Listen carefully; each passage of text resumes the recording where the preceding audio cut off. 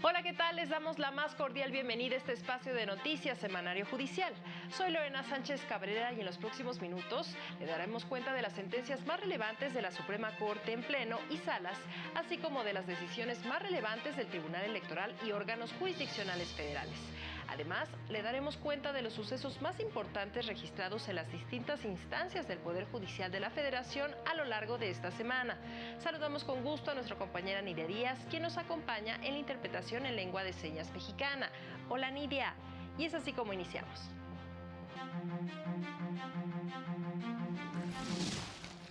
La Corte descartó que el Congreso de Chihuahua incurriera en omisión para garantizar derechos políticos de grupos vulnerables. La primera sala determinó que el salario de los trabajadores del Estado es inembargable. La segunda sala atrajo un asunto que le podría permitir fijar criterios para garantizar la reparación integral a víctimas de feminicidio. La ministra presidenta Norma Lucía Piña llama a la unidad y asegura que el Poder Judicial no es adversario político de ningún poder.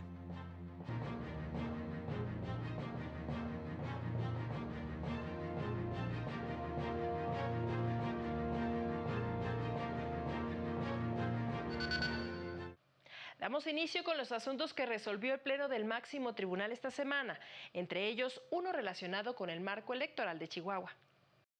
Esta semana el Pleno de la Corte rechazó que hubiera omisión del Congreso de Chihuahua por la falta de mecanismos para garantizar la participación efectiva de comunidades indígenas, personas con discapacidad y de la comunidad LGBTQ+ en los procesos electorales en la entidad.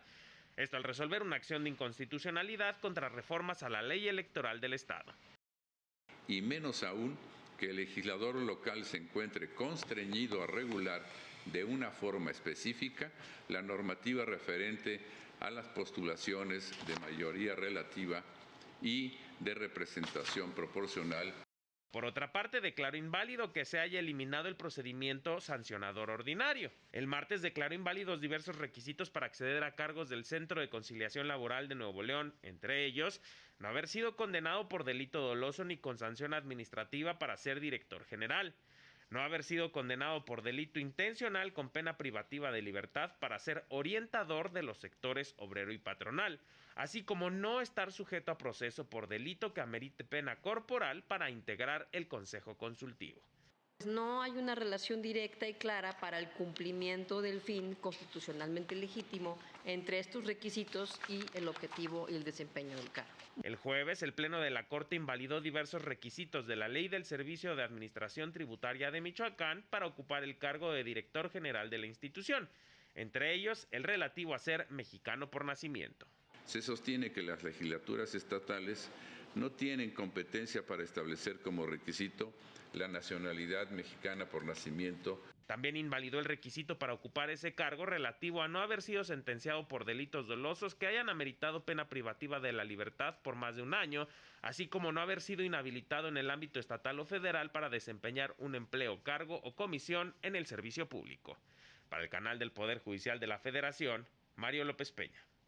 Por otra parte, el Pleno de la Corte determinó que un acto fundado en una norma declarada inconstitucional con efectos generales puede ser impugnada a través del juicio de amparo indirecto o de la denuncia por incumplimiento de la Declaratoria General de Inconstitucionalidad a elección del afectado, de acuerdo con una interpretación pro persona de los artículos 1 y 17 constitucionales y privilegiando la tutela judicial efectiva, se explicó que no fue voluntad del legislador restringir la vía del amparo, sino dotar de una adicional como la denuncia por incumplimiento con el fin de facilitar el acceso a la justicia y garantizar que en ninguna circunstancia prevalezca un acto contrario a la Constitución.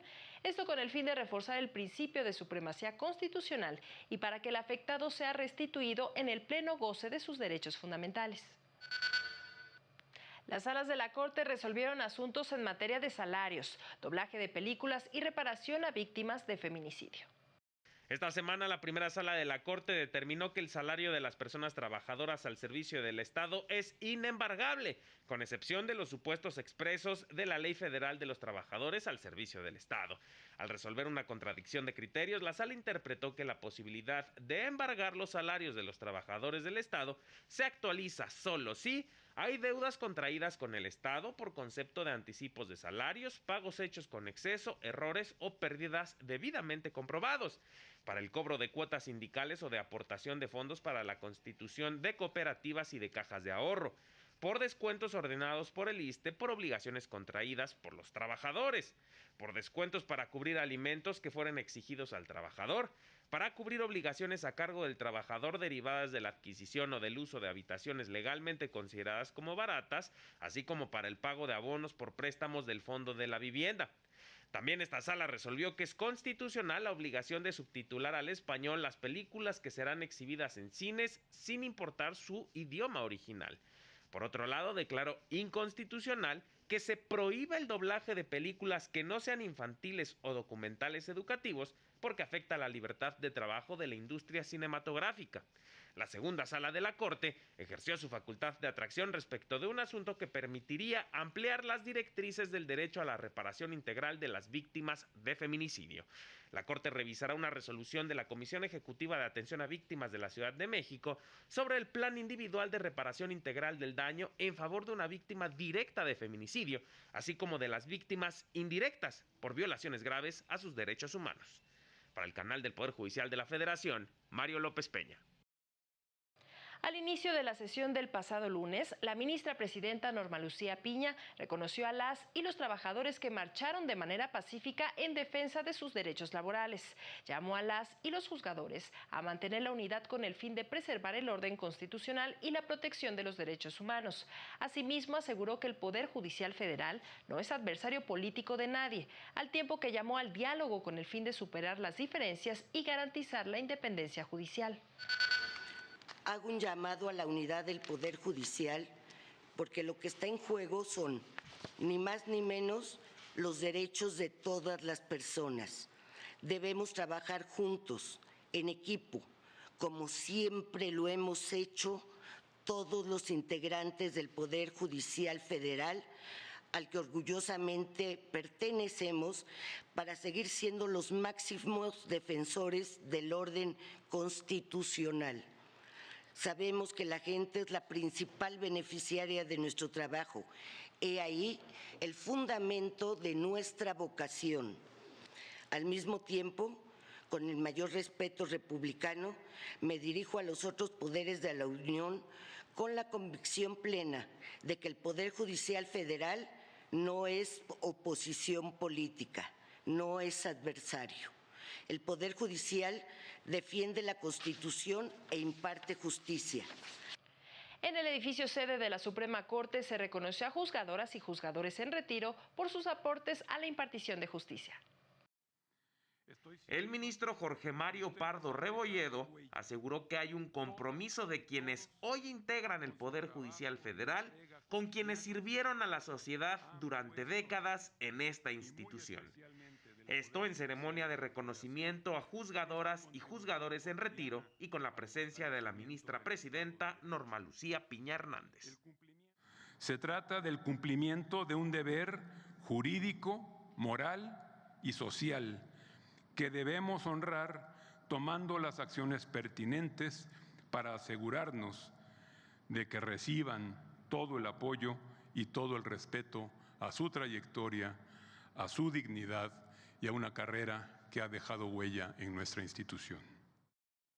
El magistrado Froilán Muñoz Alvarado, director nacional de JUFED, agradeció a la ciudadanía que acompañó a las y los trabajadores del Poder Judicial de la Federación en la manifestación de este domingo.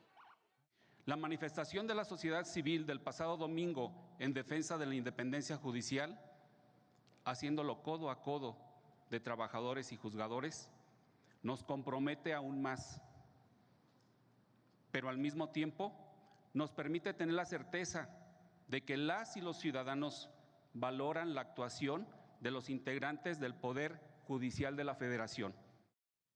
Víctor Manuel Méndez Cortés, magistrado en retiro, rindió homenaje a quienes trabajan por la defensa de la independencia judicial. Y la idea es un homenaje a quienes, sin lamento, trabajan con coraje y con buen sentimiento para el Poder Judicial de la Federación, sin olvidar al Consejo de la Judicatura Federal. Todos esos integrantes, como nunca sucedió antes, trabajan sí, como nunca, bajo una gran presión. Y esto es no solo mi sensación, sino una general opinión, pues trabajan con valentía. Para el canal del Poder Judicial de la Federación, Mario López Peña. La ministra Norma Lucía Piña Hernández fue galardonada con el Premio Nacional de Comunicación José Pagés Yergo. El reconocimiento se le otorga por la defensa de la Constitución y de la independencia del Poder Judicial. En esta 13ª edición del premio se hizo un homenaje a quienes se han convertido en una línea de contención para resguardar la Constitución, el equilibrio de poderes, la democracia y la libertad de expresión.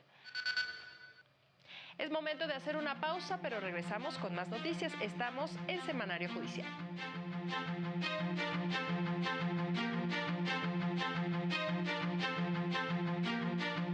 Al regresar, trabajadores del Poder Judicial diseñan estrategia para defender sus derechos ante eliminación de fideicomisos.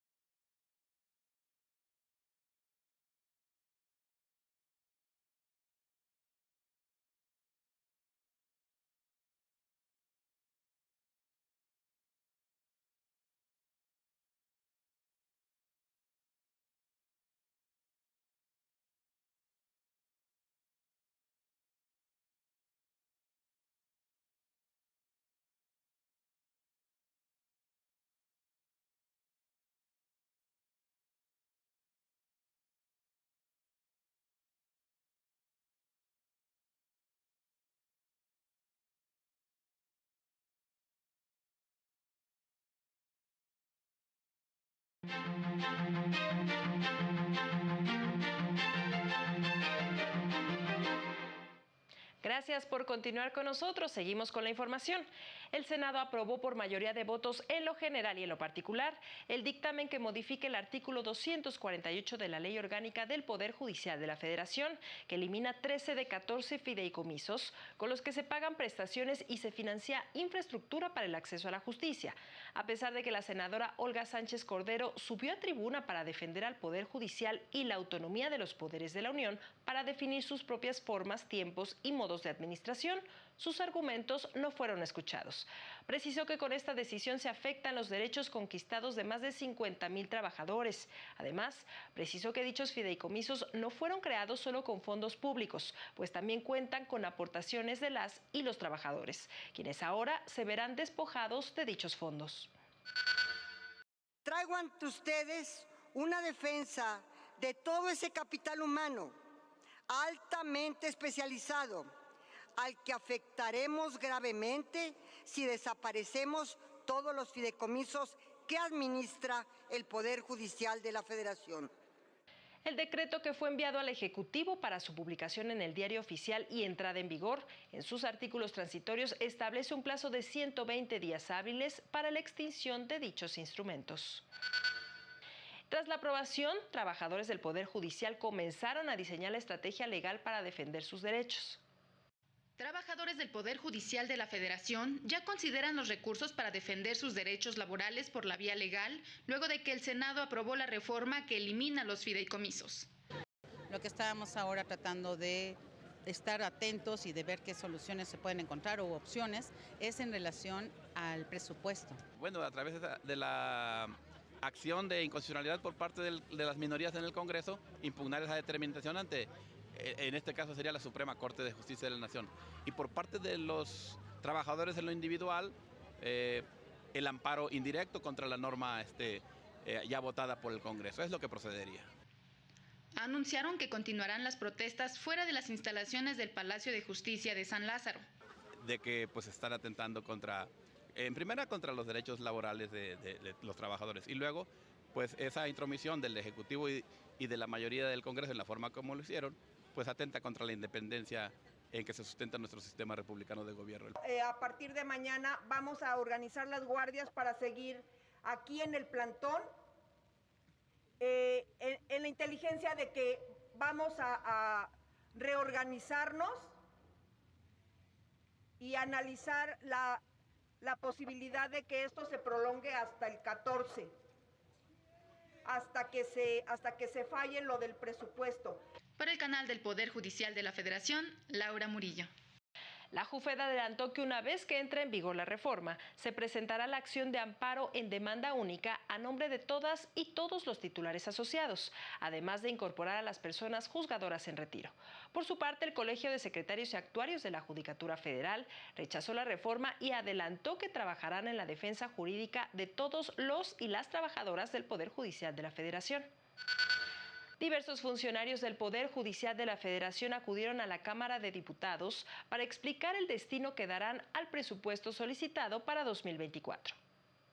Funcionarios del Poder Judicial de la Federación sostuvieron una reunión con diputados de la Comisión de Presupuesto y Cuenta Pública para explicar detalles del proyecto de presupuesto que presentaron para el próximo año. La oficial mayor de la Suprema Corte, Gisela Morales González, detalló que para el Tribunal Constitucional de México y para el Consejo de la Judicatura Federal se solicitó un monto total de 80,902 millones de pesos.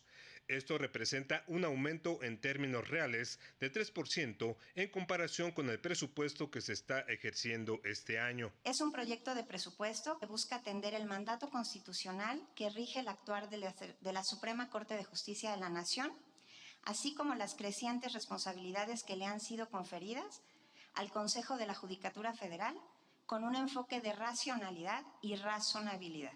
Realmente estamos agradecidos de este espacio. Como varios de ustedes han señalado, es histórico, también el presidente lo señaló al principio. El diálogo entre poderes no solamente es deseable, es necesario. Destacó que para el Consejo de la Judicatura Federal se están solicitando 466 millones de pesos para la creación de 45 nuevos órganos jurisdiccionales a fin de atender la implementación de varias reformas constitucionales. Sin embargo, señaló que esta tarea podría resultar afectada por la eliminación de los 13 fideicomisos del Poder Judicial de la Federación que aprobó el Congreso de la Unión. En el proyecto de presupuesto traemos 0 pesos para infraestructura física, para la creación de estos 45 órganos que estamos señalando, dado que en ese momento se pensaba complementar con los recursos de los fideicomisos. El secretario ejecutivo del Pleno del Consejo de la Judicatura Federal, magistrado José Alfonso Montalvo, respondió a la pregunta que realizó el diputado Hamlet García sobre el monto solicitado para el bono de riesgo de jueces y magistrados federales. Nuestro pago de riesgo es una contraprestación al riesgo que asumimos en una sobreexposición de nuestra vida. Nuestra vida está en riesgo asunto por asunto. Y no solamente se limita a los asuntos penales. El magistrado se solidarizó con las personas afectadas por el huracán Otis en Acapulco, Guerrero, y en especial con 500 trabajadores del Poder Judicial de la Federación que trabajan en esa zona y sus familias. Ahora, también sabemos que esta problemática va a generar otro tipo de necesidades urgentes, básicas, de alimentación, de salud, pero también va a generar otro tipo de problemática seguramente que sería en términos de litigiosidad, ¿no? En estas situaciones de crisis, eventualmente los problemas sociales cotidianos van a aumentar temas de seguros, van a aumentar temas penales, van a aumentar temas civiles que seguramente tanto los tribunales locales como los tribunales federales eventualmente vamos a tener que intervenir. Para el canal del Poder Judicial de la Federación, Juan Carlos González. Especialistas destacaron la importancia del resguardo de archivos judiciales, pues ayuda a cumplir con las obligaciones de transparencia y rendición de cuentas. La información y el conocimiento son valores públicos indiscutibles para hacer de la democracia un sistema de vida, fundado en el constante mejoramiento económico, social y cultural de nuestro país.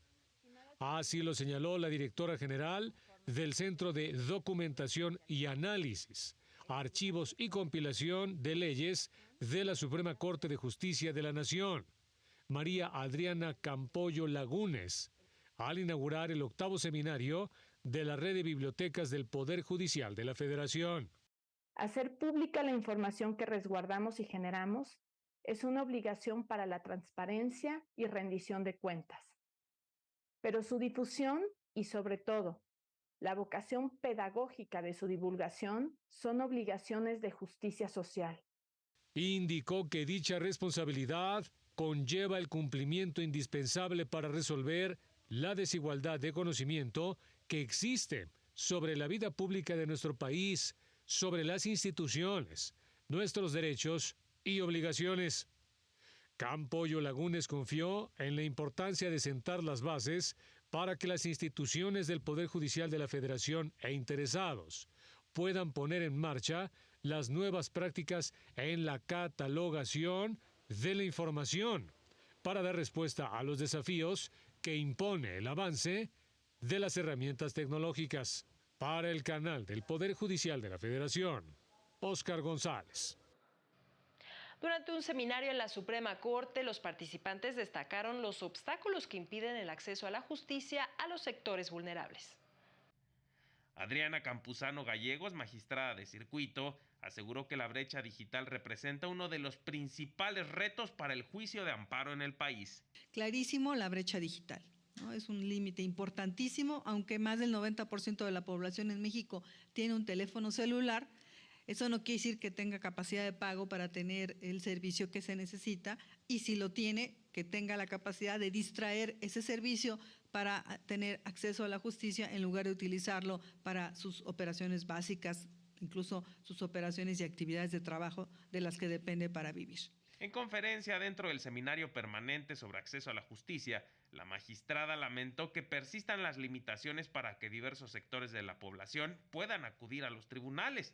Y por ello dijo, es fundamental que las personas conozcan que el juicio de amparo es uno de los mecanismos más efectivos para defender sus derechos. Las personas indígenas, los migrantes, ¿no?, que tienen contacto con las fuerzas policíacas, con los agentes de migración, que sí son criminalizados, pero no tienen las capacidades ni los derechos, reconocidos como es necesario para que tengan una adecuada defensa. Para el canal del Poder Judicial de la Federación, Mario López Peña. Durante los diálogos sobre justicia penal en el Centro de Estudios Constitucionales se abordó el tema del debido proceso y tortura. Las juezas y los jueces deben ser proactivos en la detección de violaciones a derechos humanos durante un proceso judicial con el fin de garantizar el efectivo acceso a la justicia. Así lo aseguró la especialista en Derecho Internacional Verónica Inestrosa al participar en los diálogos sobre justicia penal organizados por la Suprema Corte. Indicó que todavía persiste la creencia errónea de que utilizar métodos coercitivos permite obtener mayor información. Lo primero es que existe la creencia de que el maltrato y la coacción son necesarios para obtener información de la persona entrevistada. Y en algunos casos, como está en el segundo punto, que es un mal necesario. Lamentó la colusión de autoridades en ciertos delitos como otra causa de la prevalencia de tortura. Lamentablemente, en muchas autoridades hay el interés de fabricar pruebas, ¿no? Entonces, o están involucrados o tienen lazos o vínculos con quien realmente cometió el delito, o tienen mucha presión. La especialista invitó a juzgadores a profundizar en los principios Méndez, basados en el trabajo del exrelator especial de la ONU, que buscan prevenir la tortura y otros malos tratos. También invitó a conocer las reglas de interrogatorio de las fuerzas de seguridad para evaluar si cumplen con dichos principios basados en normas del derecho internacional. Para el canal del Poder Judicial de la Federación, Laura Murillo. Es momento de hacer una nueva pausa, pero regresamos con más información. No se vayan.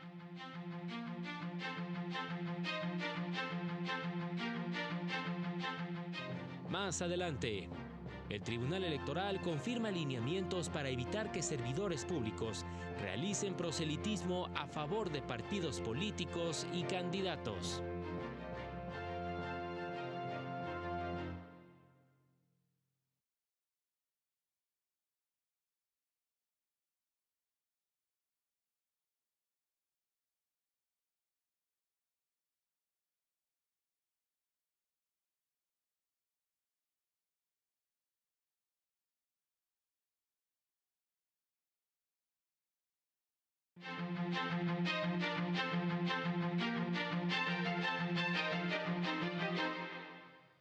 Gracias por continuar con nosotros. En su sesión de esta semana, la Sala Superior resolvió más de 40 medios de impugnación, entre ellos 2 relacionados con el proceso electoral. El Tribunal Electoral del Poder Judicial de la Federación confirmó los lineamientos que emitió el Consejo General del INE, en los que estableció medidas preventivas para evitar la injerencia o participación de personas servidoras públicas que manejan programas sociales en los procesos electorales del próximo año. Esto en cumplimiento a una sentencia de la Sala Superior en la que ordenó emitir dichos lineamientos a partir de las denuncias presentadas en contra de los denominados siervos de la nación en la pasada elección de Tamaulipas. Uno de los objetivos de estos lineamientos es poner freno a que las personas servidores públicas aprovechen la posición en la que se encuentran para de manera explícita hacer promoción para sí o para un tercero que pueda esto también desbalancear la contienda electoral. En otro asunto, la Sala Superior confirmó el acuerdo del INE que modificó las fechas de inicio y fin de periodo de precampañas, en el que además redujo a 3 días el plazo que tienen los partidos políticos para presentar sus informes de gastos e ingresos una vez que concluya el proceso de precampañas. Por unanimidad de votos, la Sala Superior determinó que el INE sí tiene facultades para ajustar los plazos para llevar a cabo la fiscalización. Los magistrados desecharon las quejas que presentaron las consejeras electorales Dania Paola Rabel y Claudia Zavala en contra de dicho acuerdo, al señalar que no tienen legitimación para impugnar en este caso. Al final de la sesión, el magistrado presidente hizo un reconocimiento a la labor que han realizado los magistrados José Luis Vargas Valdés e Indalfer Infante, así como sus ponencias, debido a que concluyen su encargo el próximo martes 31 de octubre. El magistrado Vargas no se queda con asuntos en instrucción, un JLI, un juicio laboral, que por los tiempos no puede ser tramitado. Gracias y felicitaciones a su ponencia por esa dedicación y eficiencia, así como a la ponencia del magistrado Indalfer Infante González, quien también prácticamente concluye con todos los asuntos en instrucción. Convocó a la sesión solemne con motivo de la conclusión del encargo de los 2 magistrados que se realizará el próximo martes 31 de octubre. Para el canal del Poder Judicial de la Federación, Juan Carlos González. En el marco de las reuniones que realiza la Cámara de Diputados previo a la aprobación del presupuesto de egresos de la Federación para el 2024, representantes del Tribunal Electoral del Poder Judicial de la Federación defendieron que no se le recorten recursos de cara al proceso electoral federal más grande de la historia. Hay 19.600 cargos, un poco más, a nivel estatal y municipal, entre los que hay congresos locales, regidurías, sindicaturas, presidencias municipales, entre otros, ¿no? A través de un mensaje videograbado, el magistrado presidente Reyes Rodríguez Mondragón destacó que se han emprendido acciones de racionalidad, austeridad y calidad del gasto público, lo que permitió presentar un proyecto de presupuesto responsable, 25% menor al autorizado en 2018. Para 2024 no se propone ningún incremento en este rubro, ni siquiera el de la inflación. Para hacer frente a necesidades específicas por el proceso electoral se requieren 1.044 millones de pesos. Y en los estrenos de la semana, el lunes a las 9 de la noche, en La Justicia, Asignaturas Pendientes, se abordará el tema de la administración de justicia. ¿Para qué sirven los jueces? El martes, en ese mismo horario, en Justicia Abierta, tocarán el tema fideicomisos del Poder Judicial de la Federación y acciones legales. El miércoles, en el horario estelar de las 9 de la noche, en Juzgar con Perspectiva de Género, se analizarán los trabajos de cuidado y las políticas públicas. Y el jueves, en Ya lo dijo la Corte, se analizarán sentencias en materia de derecho al olvido. Este lunes sigue la sesión del Pleno de la Suprema Corte. En esta ocasión tienen previsto analizar y resolver 3 controversias constitucionales. Una de ellas promovida por el Poder Judicial de Baja California, en la que pide invalidar reformas a la Constitución del Estado.